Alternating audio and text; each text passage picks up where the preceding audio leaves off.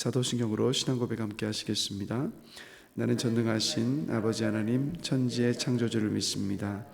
나는 그의 유일하신 아들 우리 주 예수 그리스도를 믿습니다.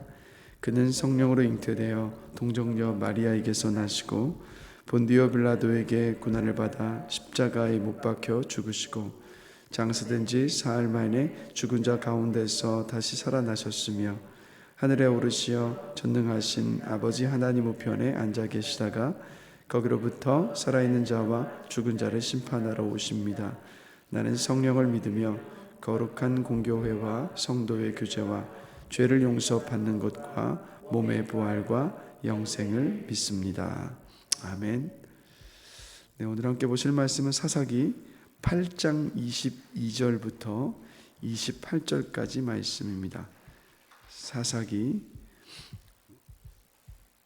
8장 22절부터 28절까지 말씀 함께 보시겠습니다. 우리 다 같이 한 목소리로 같이 읽도록 하겠습니다. 사사기 8장 22절부터 28절까지 말씀입니다.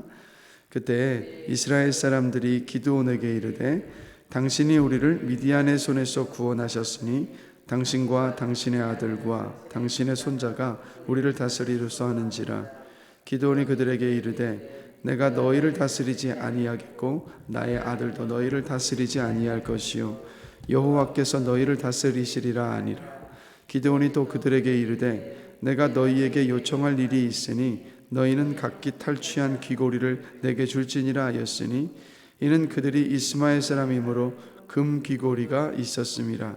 무리가 대답하되 우리가 즐거이 드리리이다 하고 겉옷을 펴고 각기 탈취한 귀고리를 그 가운데에 던지니 기드온이 요청한 금 귀고리의 무게가 금 1700세겔이요 그 외에 또 초승달 장식들과 폐물과 미디안 왕들이 입었던 자색 의복과 또 그 외에 그들의 낙타목에 둘렀던 사슬이 있었더라. 기드온이 그 금으로 에봇 하나를 만들어 자기의 성읍 오브라에 두었더니 온 이스라엘이 그것을 음란하게 위함으로 그것이 기드온과 그의 집에 올무가 되니라. 미디안이 이스라엘 자손 앞에 복종하여 다시는 그 머리를 들지 못하였으므로 기드온이 사는 40년 동안 그 땅이 평온하였더라. 아멘. 미디안과의 전쟁에서 이스라엘이 승리를 했습니다. 그런데 오늘 본문을 보시면 이스라엘 백성들이 지금까지 사사기 안에서 한 번도 하지 않은 이상한 행동을 한 가지를 하고 있습니다. 뭐냐면 바로 기드온에게 자신들을 다스려 달라고 이야기를 하고 있습니다. 심지어 22절을 보시면 당신과 당신의 아들과 당신의 손자가 우리를 다스리게 하소서라고 요청을 하고 있습니다. 이스라엘 백성들의 눈에 이 전쟁을 이긴 사람은 누구냐면 기드온이었죠. 어쩌면 세바와 살문나, 즉 미디안의 두 왕들이었던 세바와 살문나의 머리를 기드온이 손에 들고 있었는지도 모르겠습니다. 그러니까 백성들의 요구에, 그래서 이제 23절을 보시면 기드온이 어떻게 말합니까? 이스라엘 백성들을 다스려 달라는 그 요청을 기드온이 거절을 합니다. 자, 그럼 우리가 한 가지 생각해 보신 것은 이겁니다. 자, 기드온이 분명히 나는 당신들을 다스릴 수가 없습니다. 그리고 뭐라고 이야기하냐면 여호와께서 당신들을 다스릴 것입니다 라고 이야기했는데, 자, 이 기드온의 말이 믿음에서 나온 말이었을까요? 여러분, 아니었을까요? 한번 생각해 보고 싶은데, 기드온이 자신들을 다스려 달라는 말을 거절한 것은 미디안과 싸워 이긴 것이 자기 힘으로 한 것이 아니라는 걸 기드온 자신이 너무 잘 알고 있었기 때문입니다. 그러니까 내 능력과 내 힘으로 이 전쟁에서 이긴 게 아니라는 것을 너무 잘 알고 있었다라는 거죠. 우리가 이미 앞에서 살펴봤지만 사실 기드온은요, 지도자로서 아니면 장군으로서 어떤 대담함과 기백이나 자신감이나 리더십을 가지고 있느냐 하면 사실 그렇지 않은 사람입니다. 하나님을 믿는 믿음이 그렇다고 또 견고했느냐? 또 그런 대단한 믿음의 소유자도 아니었다라는 거죠. 왜냐하면 하나님께서 기드온을 사용하시겠다라고 말씀하셨을 때 기드온이 이렇게 대답을 했거든요. 오 주여, 내가 무엇으로 이스라엘을 구원하리이까? 보소서, 나의 집은 므낫세 중에 극히 약하고 나는 내 아버지 집에서 가장 작은 자니이다. 그러니까 한마디로 자존감이 정말 낮았던 사람, 자신감이 없었던 사람이 바로 기드온입니다. 그래서 이스라엘을 다스릴 어떤 왕으로서의 어떤 자질을 가지고 있었던 사람이 아니라는 거예요. 자, 그런데 기드온과 300명의 선택받은 오합지졸, 이들이 갖고 있었던 무기가 뭐였습니까? 항아리와 그리고 나팔과 횃불이 전부였습니다. 그 무기를 들고 13만 5천 명의 미디안 군들과 함께 전쟁을 했는데 이겼단 말이에요. 자, 근데 어떻게 이겼습니까? 이건 뭐 이들의 능력으로 이긴 전쟁이 아니라는 거 대본에 알 수 있지 않습니까? 하나님이 도우셨어요. 실제 우리가 앞에서 살펴봤지만 항아리를 깨고 횃불을 들고 나팔을 불면서 하나님과 기드온의 칼이다라고 소리를 지르면서 가니까 어떻게 됐습니까? 자중질환, 즉 자기들끼리 놀라서 싸워서 이 전쟁이 끝이 나버린 거예요. 그러니까 한마디로 하나님이 다 하신 거죠. 만약 그런데 이런 상황에서 기드온이 백성들을 다스리는 왕이 된다면, 미디안이나 다른 이방 민족들이 또 쳐들어오면 기드온 입장에서 보면 어떻게 됩니까? 다시 전쟁 나가야 되잖아요.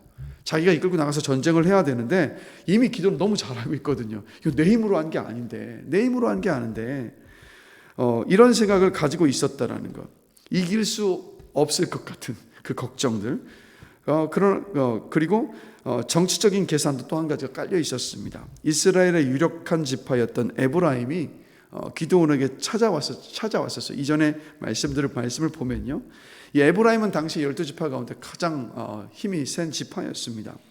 근데 유력한 지파인 자신들이 아닌 가장 약한 집안의 막내 아들인 기드온이 그 전쟁의 영광을 취하는 게 싫었기 때문에 에브라임이 와서 따져 물었단 말이에요. 왜 이 전쟁에 우리를 부르지 않았느냐고. 그러자 기드온은 어떻게 합니까?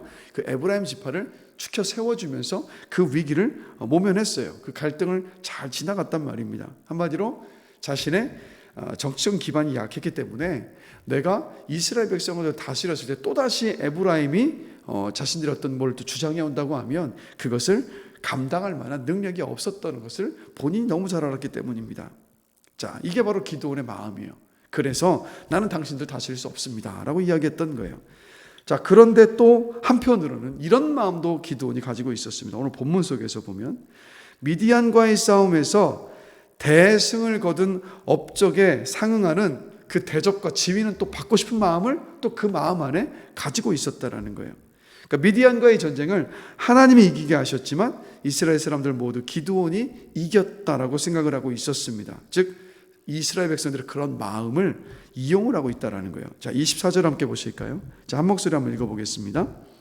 기드온이 또 그들에게 이르되 내가 너희에게 요청할 일이 있으니 너희는 각기 탈취한 귀고리를 내게 줄지니라 하였으니 이는 그들이 이스마엘 사람들이므로 금 귀고리가 있었습니다. 자, 부담이 되는 그 왕의 자리는 거부하고 대신 자신을 거부할 수 없는 백성들에게 금을 달라고 요구를 했던 겁니다. 명분도 얻고 실속은 챙기고 싶었다라는 것. 그러니까 하나님의 일하심을 이 기드온이 교묘하게 이용을 하고 있습니다. 자, 그런데 여러분, 이 금을 요구하는 거예요. 금전적인 보상을 요구하는 것은 사실은요, 뭐냐면 왕이 받아야 할 그 영예를 요구하는 것과 똑같습니다. 전쟁의 그 전리품을 달라는 얘기잖아요. 그리고 이 기드온이 하는 행동이 또 뭐냐면 그 금을 가지고 뭘 만들었습니까? 27절을 보시면 같이 한번 읽어보겠습니다. 기드온이 그 금으로 에봇 하나를 만들어 자기의 성읍 오브라에 두었으니 온 이스라엘이 그것을 음란하게 위함으로 그것이 기드온과 그의 집에 올무가 되니라. 자, 금이 모인 금이 1700세겔입니다. 이거를 요즘에 킬로그램으로 환산을 하면요, 약 18kg 정도가 돼요. 제법 많은 게 아니라 금 18kg면 많죠. 엄청 많은 양의 금이지 않습니까? 자, 근데 이것을 가지고 뭘 만들었냐면 에봇을 만들었어요. 자, 여러분, 에봇이 뭐죠? 에봇은 대제사장이 입는 옷이 바로 에봇입니다. 성막 안에서 입는 옷이 바로 에봇이에요. 자, 근데 성막은 하나님께서 임재하시는 곳이죠. 그래서 이때 당시에 성막이 어디에 있었냐면 실로에 있었습니다. 그리고 그 에봇에는요, 뭐가 있냐면 우림과 둠밈이 있었어요. 이게 뭐냐면 하나님께로부터 그렇다 아니다라는 응답을 받을 때 사용하는 돌이 에봇에 붙여져 있었다는 거죠. 자, 그래서 여러분, 에봇은요 뭘 상징하냐면 하나님의 임재를 상징을 하고요.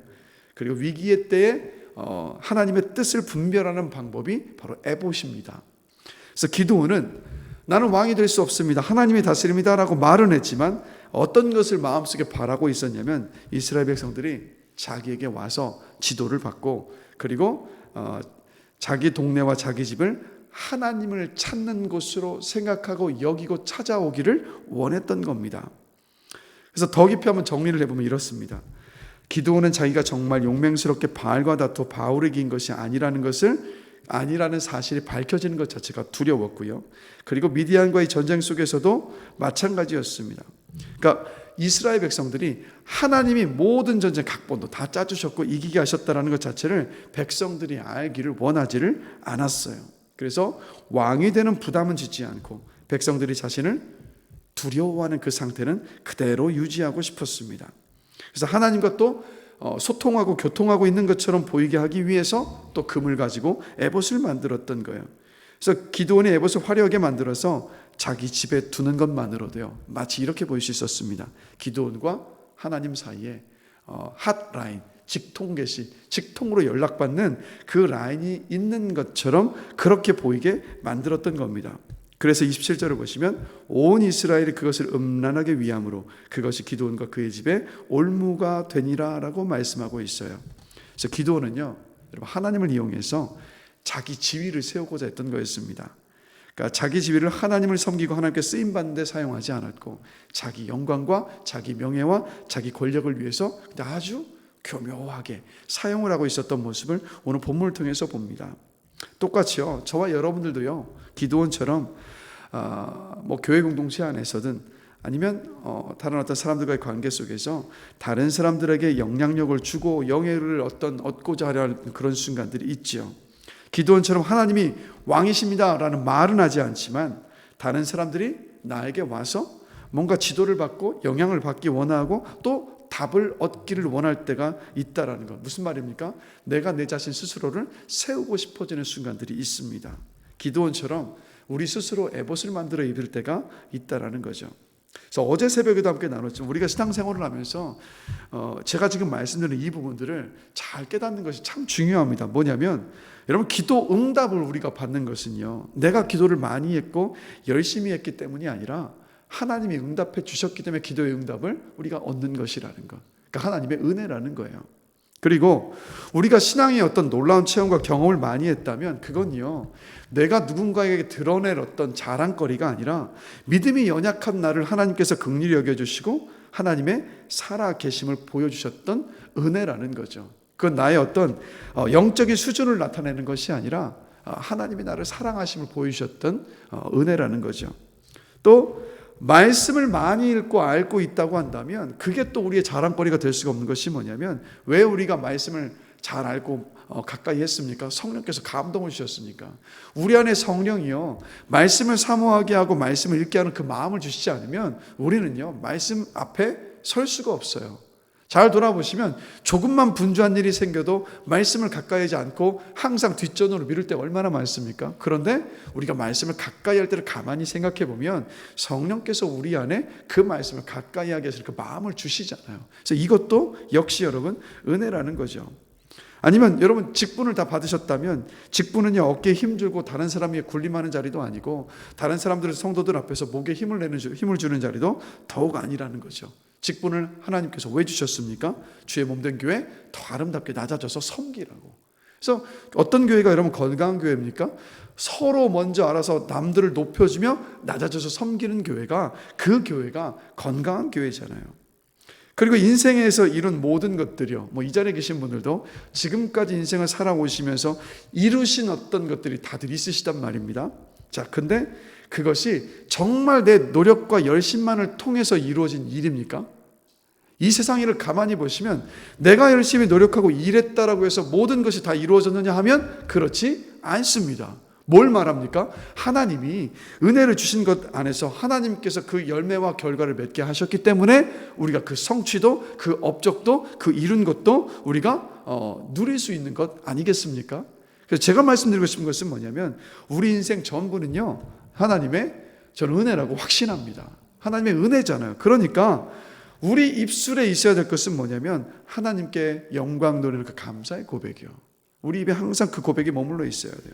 근데 이게 입으로는 하나님께 영광 돌립니다 하면서 이 마음속에 은근슬쩍 나 이런 사람이야, 하나님이 나에게 이렇게 도와주시는 그런 사람이야, 나 이 정도 믿음을 가진 사람이야, 나 이 정도 수준이라고 은근슬쩍 사람들 앞에 인정을 받고 영향을 끼치고 싶어하고 가르치고 싶어하는 그런 마음이 있는지 없는지 우리가 늘 살펴볼 수 있게 되기를 원합니다. 여러분, 이것을 기억해야 합니다.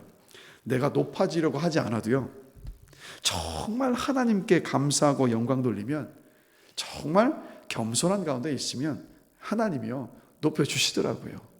내가 애쓰지 않아도 하나님이 높여주시더라고요.